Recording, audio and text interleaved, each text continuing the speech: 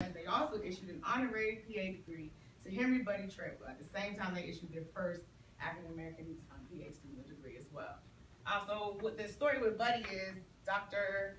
Johnson and him practiced for about 30 years. And Dr. Johnson actually got sick and retired and left the practice to Buddy. And Buddy ended up deciding to retire and not to continue because of the, we don't have to say why. It would have been an uphill battle for him. So what he did was he ended up closing up the office and opening a bakery. And also, that's a certificate. That's the actual picture that you see most of the time with him examining what are they examining? We're told not to do it at the same time, though, right? All right. So what is the reason for HBCU? My second question of Black History Month. What is a historically Black college university? Can I get somebody to tell me? We know it stands for HBCU. That's what HBCU stands for, but what exactly is it? Anybody? Anybody? Just a college that is just strictly for the Black community. Okay, so go ahead. It was the only place that Blacks could actually go and receive the education. Okay. So it was a fair place where we could go and not deal with what was going on in the rest of the country. So it was critical, and oftentimes that was the only choice that we had. So even still now, although we have other choices, a lot of people prefer to still go to a HBCU because of the warm and caring environment that nurtures particular students. So here we have several different HBCUs represented in this class. So what is HBCU? It's a history and future of preparing activists and leaders. So it's dated back to the sit-ins where African American students were fed up. We were like, this is crazy. So we took it to the country and really addressed the racial issue head on. Something called a sit-in, where you would go into places where they weren't supposed to serve Black people, and they would just sit there.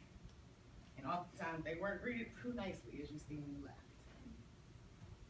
Back to the PA story, and PA career grew from that small class of 3 in Duke in 1967 and became a basically military program, because at the time we were going through a lot of wars, and a lot of people were really, hurting. They didn't have enough doctors in the military to help all of these people who needed medical attention. So it really turned into be like a really program to save those that were those vets that were injured. So that's kind of where it turned from there. More and more schools that had existing medical training programs started PA schools. The first historically Black college to have a physician assistant school was Charles Drew University School of Medicine, which is in California. It was also the first program in the state of California, and one of the oldest following Duke, so it's one of the oldest in the country as well. Howard was the second HBCU, and here, where you stand, is the third. My third Black history question. Who is this person? I'm gonna give you a hint. I just said his name. The last slide. Anybody? Charles. Very good. Anybody know what Charles Drew did, or what he's famous for? You're gonna learn anything. He basically was responsible for the blood bank. We wouldn't be able to store blood. We wouldn't be able to transfuse. We wouldn't, all that cross match, all of that. That was his experience. So now you know what Charles Drew looked like. From nothing to a master's. In the 1960s, the PA degree was only offered as a certificate. Wasn't even a full degree. In the late 70s, the PA degree became available as an associate's degree. And as the years went on, it became a bachelor's. And in most schools, it stayed a bachelor's for a long time, a very long time.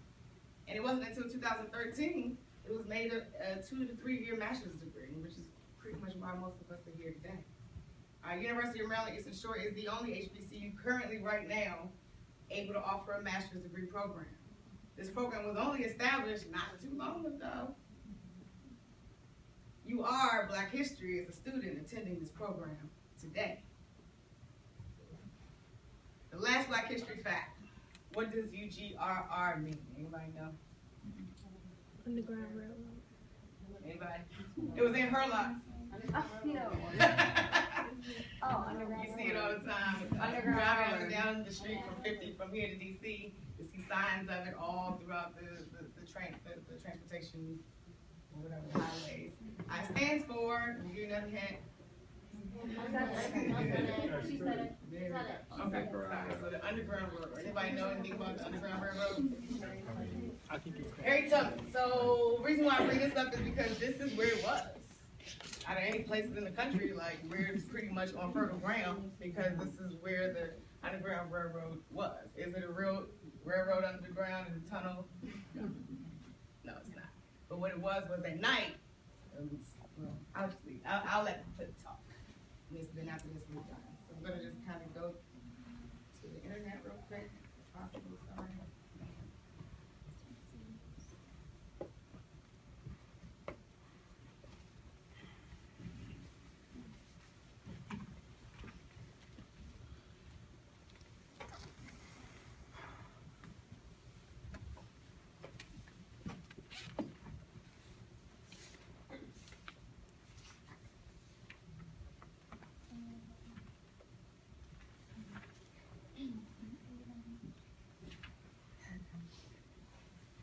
Sorry, this was supposed to be seamless, but you know, never was supposed to.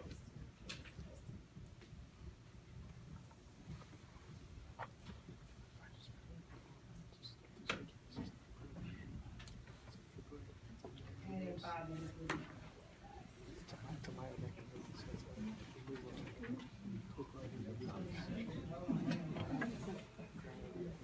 I need to make it so that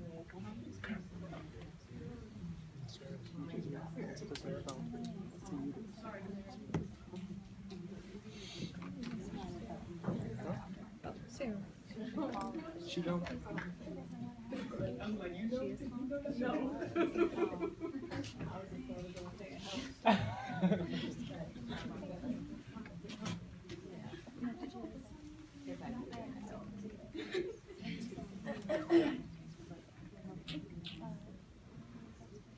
Thanks, Chris. Appreciate you. Thanks, Chris. All right, so the last Black History Moment, fact of the month, starts now.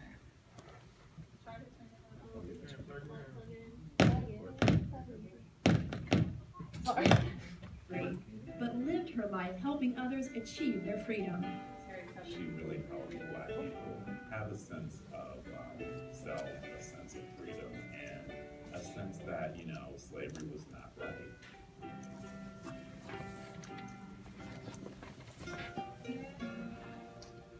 Araminta Harriet Ross was born into slavery around 1820 in Dorchester County, Maryland. As a child, she was loaned out to different plantations. By the time she turned 12, she was working in the fields. When she was a young teen, she suffered a severe injury which would affect her for the rest of her life. A slave owner threw a metal weight at another slave and accidentally hit her in the head. For the rest of her life, she suffered epilepsy, terrible headaches. She also had these strange visions, which she ascribed to God communicating to her. And she took these visions as a symbol of her mission, like Moses, to go and free her people. In 1844, she married John Tubman, who was a free black man, a fairly common occurrence in Maryland. Harriet was determined to escape her life of slavery, and in 1849, she finally did it. She risked her life by making her way from Maryland to Philadelphia. She followed the North Star and used the so-called Underground Railroad to make it to freedom.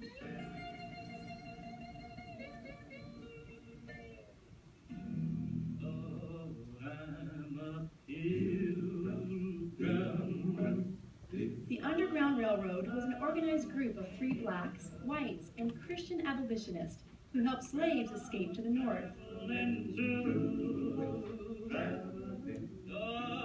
Harriet had made it to the promised land. No one would have blamed her if she never returned to the South, but she desperately wanted to free her family. She made perilous trips back to free her 2 brothers, her sister, and her sister's 2 children.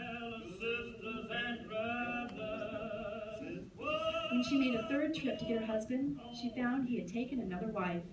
Instead of returning with her husband, she saved more slaves. She escaped slavery to achieve freedom for herself. She went back down to the South to bring freedom to dozens of other slaves.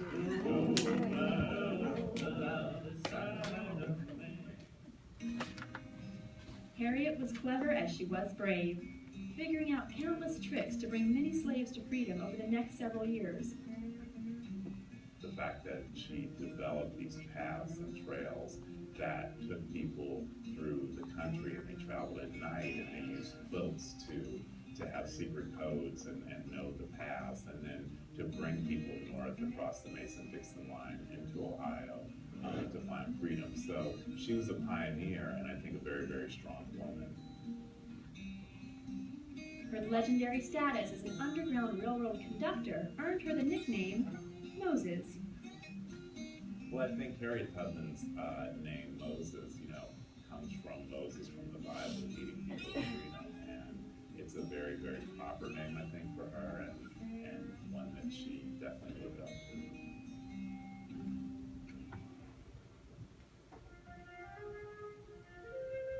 In 1850, things became more dangerous for Harriet when the Fugitive Slave Act was passed. Instead of being a free woman, she was now a fugitive. She continued to free slaves, but now guided them to Canada so they could truly be free.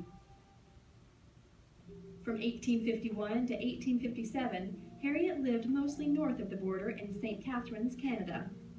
She continued to make trips to Maryland twice a year to save more slaves. She walked. Besides her work as a liberator of slaves, Harriet spoke in support of anti-slavery and women's rights. Her efforts made her a wanted woman with a bounty on her head, but she was never turned in. She aided abolitionist John Brown with his plans for the raid on Harper's Ferry. During the Civil War, the government asked her to help the Union cause by organizing a network of spies among black men in the South. Not only was she known as the Great Liberator, but she also assisted the Union Army, going down on patrols and advising Union officers on how best to attack the South. Out in the trenches, she also helped Colonel James Montgomery disrupt Southern supply lines, which resulted in the freedom of hundreds of slaves. After the war, Harriet dedicated herself to establishing schools for freed men in South Carolina. Even though she couldn't read or write, she understood the value of education. In her later years, Tubman worked with her friend Susan B. Anthony to support the cause of women's suffrage. Harriet Tubman is relevant today, not only for her work in terms of racial justice, but also in terms of women's rights. After the Civil War, she became an outspoken supporter for the suffrage movement to get women the right to vote. To help make ends meet and continue to help the causes she believed in, she worked on a book called Scenes in the Life of Harriet Tubman. In 1908, she established a home for older poor African Americans in Auburn, New York, which she moved into in 1911. She lived there till her death in 1913 from pneumonia. She was buried with full military honors.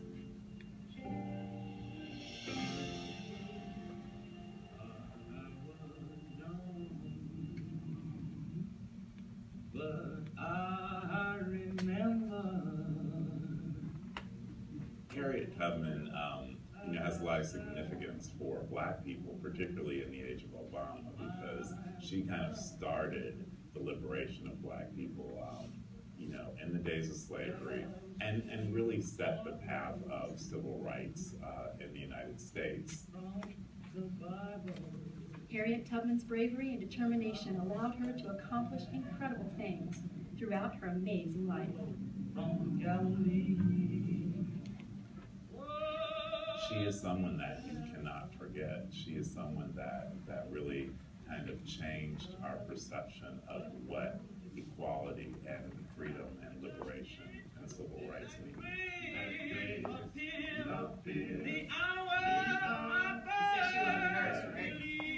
She was also one of those associated help with a lot of military. The military helpers that when the vets came in down here and they were injured, she was one of those quote unquote assistants. And she was also born right up the street in the county of Hurlock, Maryland. So that's my presentation. Lots going on the screen. So I hope you learned something today. go to HBCU, so you should know a lot of these Black history facts.